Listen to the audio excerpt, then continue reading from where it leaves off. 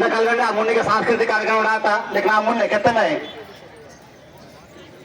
ನನ್ನ ಕನಕಮುತ್ತ निर्मास्ताग तिरुमया बारका लकड़ा आदिवासी साहित्यकार झारखंड से आई भी है। एक बार जोरदार ताली पे सी मटू कान कनकमुत्ता में तिरुमया बारका लकड़ा जी आदिवासी साहित्यकार हैं। आप झारखंड से बिलोंग करती हैं। सादर इस मंच पर। धन्यवाद संचालक महोदय।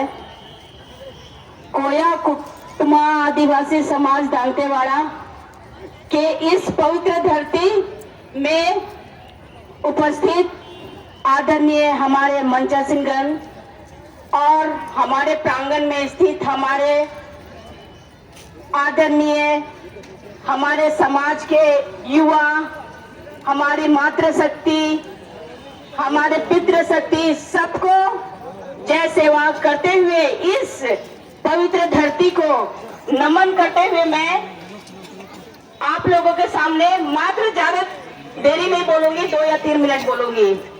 मेरा नाम बरखा लकड़ा है। मैं पत्रकार हूँ, सामाजिक कार्यकर्ता हूँ और अपने आदिवासी जन जागृति के लिए मैं पूरे भारत में घूम रही हूँ। मैं हर भारत के कोई ऐसा राज्य नहीं है जहाँ मैं जाकर के भाषण नहीं दी हूँ और मैं जहाँ भी जाती हूँ वहाँ से एक वर्ग खड़ा होता है, एक युवा वर्ग, एक अपनी मातृशक्ति खड़ी होती है। क्योंकि मैं जहाँ भी जा रही हूँ मैं ये बतला रही हूँ कि तुम्हारा इतिहास क्या था। क्योंकि जो समाज अपना इतिहास नहीं जानता है वो समाज मृतप्राय समाज है। क्या आप लोग अपना इतिहास जानते हैं? नहीं। कितनी शर्म की बात है, क्योंकि इतिहासकारों ने भी हमारे साथ बहुत छल किया है, हमारे इतिहास को कभी जगह ही नहीं दिया। क्योंकि आपका इतिहास इतना शक्तिशाली इतिहास था कि उन लोगों को लिखते हुए हाथ कांपता था। मैं बता दूं, आपका इतिहास स्याही से लिखा हुआ इतिहास नहीं है, आपका इतिहास लाल रंग से लिखा हुआ इतिहास है। उसकी दर्द को मैं महसूस करती हूँ। हमारे पुरखों ने जितने भी बलिदान दिए, हमारा जितना भी कानून है, चाहे CNT एक्ट, छोटा नागपुर काश्तकारी अधिनियम, चाहे संथाल प्रगना अधिनियम, चाहे भूमि अधिग्रहण कानून, सभी कानून के पीछे हमारे पुरखों ने शहादत दी है, हमारे पुरखों ने बलिदान दिया है। तब जाकर के हमें पेशा कानून 5वीं अनुसूची शेड्यूल एरिया मिला है। आप जानते हैं आपको ऐसा ही अधिकार नहीं मिला है। इस भूमि में ये गुंडाधुर की भूमि है। आपको पता है आपके गुंडाधुर कौन थे? जिसके डर से अंग्रेज गुफा में छिप जाते थे। आपको ये भी मैं बताना चाहती हूँ कि जिस जगह में खड़ी हुई है बहुत पवित्र धरती है।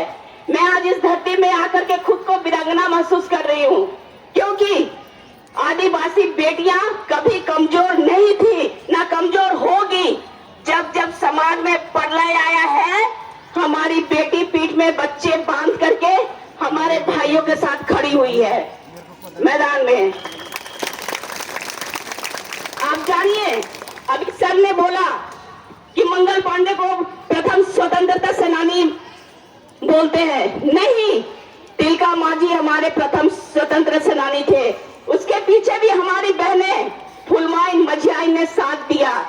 हर आंदोलन के पीछे हमारी बहनें साथ खड़ी हुई है, जिसकी हर बहनों का नाम मेरे मुंह में जुबान में है। जितनी हमारी माए ने जितने वीरांगनाएं पैदा की है, इतनी शक्तिशाली कोख है कि भारत का कोई भी समाज इतना वीर और वीरांगना पैदा नहीं किया है। आप जिस शक्तिशाली समाज से आते हो, वो समाज सिर्फ संस्कृति से धनी नहीं है। सुन रहे हैं? आपका समाज सिर्फ संस्कृति से धनी नहीं है, वो अपने इतिहास से भी धनी है। क्योंकि उसका इतिहास जब पढ़िएगा तो आप सोचिएगा कि हम किस खून के हैं, हमारे रग में किसका खून है। उनका खून है जिसने कभी अंग्रेजों के सामने घुटना नहीं टेका, जिसने कभी मुगलों के सामने घुटना नहीं टेका। उस वंशज के हम लोग बच्चे हैं। हमें आज इस प्रांगण से आज भाषा की बात कर रहे हैं, बहुत गर्व महसूस होता है।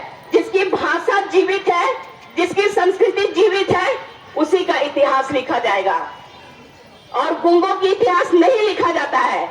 हमें बोलना पड़ेगा, हमें ऐसे ही अपने चीजों को इकट्ठा करना पड़ेगा। अभी सर मैत्री सर बोले कि आप थोड़ी गोटुल के बारे में बोल दीजिएगा। हमारा गोटुल क्या है? हम तो ढुमकुरिया बोलते हैं हमारे जगह। मैं अभी अपने वही परंपरा, अपने संस्कृति को लेकर के काम कर रही हूँ। अभी मैं सिक्किम गई थी, दक्षिण सिक्किम गई थी। वहां पर मुझे बोला गया कि दीदी, यहाँ जो गैर आदिवासी भी आते हैं सिक्किम के, उसको सरकार से परमिशन लेना पड़ता है, जबकि उनकी जनसंख्या हमसे कम है। लेकिन वहां पर भी 6 शेड्यूल में मजबूत कानून है, वहां पर घुसने के लिए भी आपको सीमा परमिट लेनी पड़ती है। लेकिन हमारा क्या है?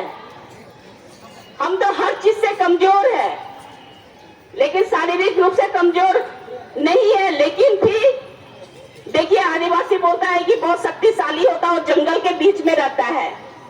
हर चीज उनका खान पान सारा चीज जंगल से आता है। लेकिन जंगल को बचाने के लिए, जमीन को बचाने के लिए, अपनी परंपरा को बचाने के लिए हमको किसी तरह से इकट्ठा होना पड़ेगा। अपने चीजों को सही जगह पे लिखितबद्ध करना पड़ेगा, क्योंकि आदिवासी का जो भी है उसकी संस्कृति, उसकी परंपरा लिखित नहीं है। इसलिए मैं कलम पकड़ ली, क्योंकि मैं जानती हूँ, क्योंकि उच्च पद में बैठा हुआ लोग हमारे इतिहास को कभी नहीं लिखेगा। मैं अब अपनी परंपरा, अपनी संस्कृति को लिख रही हूँ, लोगों के बीच में ला रही हूँ। अपनी बहनों को बोलती है कि उठो, जागो, बिरसा के साथ हमारी कितनी सारी बहनें लड़ी थी। आज देखिए बिरसा मुंडा का तस्वीर है, मुझे बहुत खुशी लगा। लेकिन बाबा भीमराव बाबा के बगल में भी हमारे जयपाल सिंह मुंडा का भी तस्वीर होनी चाहिए, क्योंकि जयपाल सिंह मुंडा अगर नहीं होते दोस्तों, तो आपको 7.5% भी आरक्षण नहीं मिलता। यही हमारे समाज में सबसे बड़ी कमजोरी है कि हम अपने महापुरुषों को नहीं जानते हैं और हम दूसरे की गुणगान करते हैं। अगर हमारे जयपाल सिंह मुंडा नहीं होता, उसने भरी संविधान सभा में कहा था कि मत छेड़ो हमारे आदिवासी को। आदिवासी से आपको वास्तविकता, प्रजातंत्र की भाषा क्या है उससे सीखनी चाहिए। उसके गांव में जाइए तो नदी, पहाड़, सारे लोग उसके जहां पर वो बैठता है, सारे लोग उसके साथ जुड़ जाते हैं, जानवर भी उसके साथ जुड़ जाते हैं। इतना अच्छा हमारा परिवेश है, सामाजिक परिवेश है। तो मैं ज्यादा नहीं बोलूंगी, बस मैं इतना ही बोलूंगी कि आप जो भी समाज से आते हैं, जो भी आदिवासी है, पूरा विश्व का, पूरे विश्व में 37 करोड़ आदिवासी में से आप भी आते हो, उसमें से सबसे शक्तिशाली समाज आदिवासी समाज है, जिसकी एक अलग परंपरा है। इस परंपरा को जानते हैं फिल्माने के लिए national geographic channel, BBC channel, सारे लोग आते हैं, आपके आधार पे देखते हैं, अरे आदिवासी कैसे मरुस्थल में रह जाता है, आदिवासी कैसे नाव में रह जाता है।